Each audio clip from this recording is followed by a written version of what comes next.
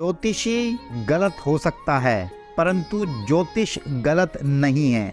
ज्योतिष एक विज्ञान है जिससे आप अपनी हर समस्या का समाधान पा सकते हैं। नमस्कार।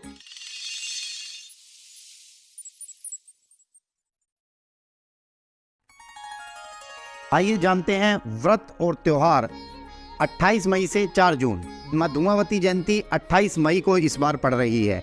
माँ धूमावती 10 महाविद्याओं में सप्तम महाविद्या है, जो धूमावती माँ का स्वरूप है। इसकी आप इस दिन पूजा करें, माँ को नमकीन का भोग लगाएं, माँ का पूजन अर्चन करें, तिल के तेल का दीपक माँ के सामने जलाएं, आपको अत्यधिक लाभ प्राप्त होगा। ध्यान रहे, सौभाग्यवती और सुहागन औरतें माँ की पूजा से बचें। 29 मई को महेश नवमी है। महेश नवमी के दिन प्रातःकाल ब्रह्म मुहूर्त में उठकर स्नान इत्यादि करके शिव भगवान को जल अर्पित करें। साथ में थोड़े कच्चे चावल और दही से भगवान शिव का अभिषेक करें, अत्यधिक लाभ प्राप्त होगा। 30 मई के दिन गंगा दशहरा पड़ रहा है। इस दिन गंगा स्नान का अत्यधिक महत्व बताया गया है। अगर आप गंगा जी के घाट पर जाकर स्नान कर सकें तो बहुत अच्छा है, और अगर आप गंगा जी के घाट पर स्नान नहीं कर पा रहे हैं तो आप अपने घर में भी गंगा जल से स्नान कर सकते हैं। यदि इतनी मात्रा में गंगा जल ना हो तो एक सूखी बाल्टी में पहले एक ढक्कन गंगा जल का डालें और बाद में उसमें नॉर्मल पानी भरकर उससे स्नान किया जा सकता है। 31 मई को माँ गायत्री जयंती है। माँ गायत्री का पूजन अनुष्ठान करें, गायत्री मंत्र का जाप करें, लाभ प्राप्त होगा। 31 मई को ही निर्जला एकादशी भी पड़ रही है, तो इस दिन जल का दान का बहुत अत्यधिक महत्व बताया गया है। 31 मई को ही राम लक्ष्मण द्वादशी भी पड़ रही है, जिस दिन राम लक्ष्मण का पूजन करने से अत्यधिक लाभ प्राप्त होता है। प्रद्योष व्रत 1 जून को है। वट पूर्णिमा व्रत जो है 3 जून को है। ज्येष्ठ पूर्णिमा 3 जून को है। साथ ही कबीरदास जी की जो जयंती है वो 4 जून को रहेगी।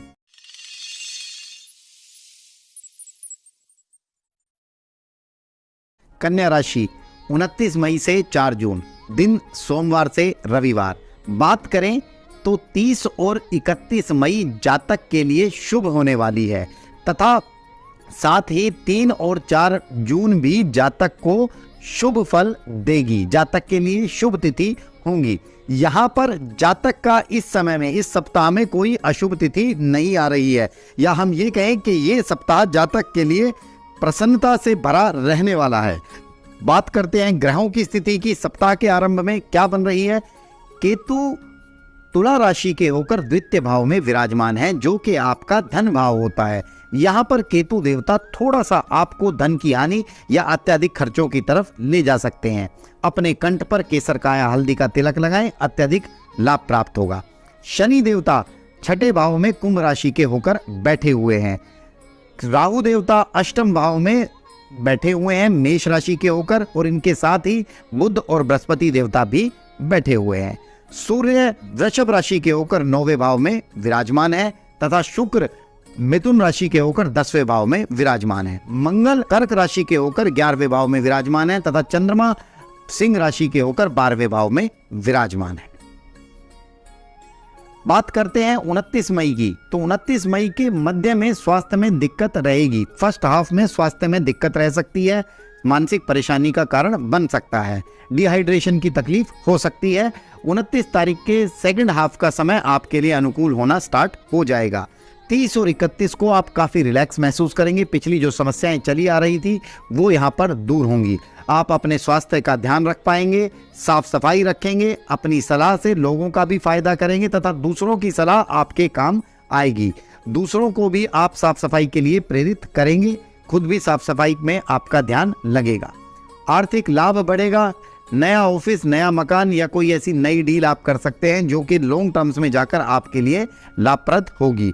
आपको कुछ नया इलेक्ट्रॉनिक गैजेट भी उपहार स्वरूप यहाँ पर मिल सकता है।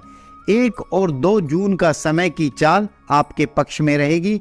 आप अपने काम पर ध्यान देंगे, साथ ही आप अपने परिवार व रिश्तों पर भी पूरा ध्यान देंगे। आपको यह एहसास होगा कि काम के साथ साथ परिवार भी आगे बढ़ने में आपका सहायक है। आपको खुशियां मिलेंगी। 3 और 4 को जीवन की प्राथमिकता तय करेंगे। जिम्मेदारियों को सिर्फ स्वीकार ही नहीं करेंगे, उन्हें बड़े सम्मानजनक तरीके से आप पूरा भी करेंगे। जमीन जायदाद से जुड़े हुए मामले हल होंगे। आप ज़्यादा लालच के चक्कर में ना फंसे, बच कर रहें। आप खतरे भरे सौदे न लें, जोखिम न उठाएं, अन्यथा हानि का सामना करना पड़ सकता है। पड़ोसियों से अनबन, छोटी मोटी कहासुनी हो सकती है, परंतु आप अपने वाक चातुर्य से सारी चीज़ों को निपटा पाएंगे। वह ज़्यादा आपके लिए लाभप्रद होगा। धन प्राप्ति के लिए भगवान गणेश जी के दर्शन करें। सफ़ेद चावल दुर्गा माता के मंदिर में जाकर अर्पित करें। सुपारी भगवान गणेश जी के सामने रखकर अपनी प्रार्थना बोलें, आपके लिए लाभ होगा।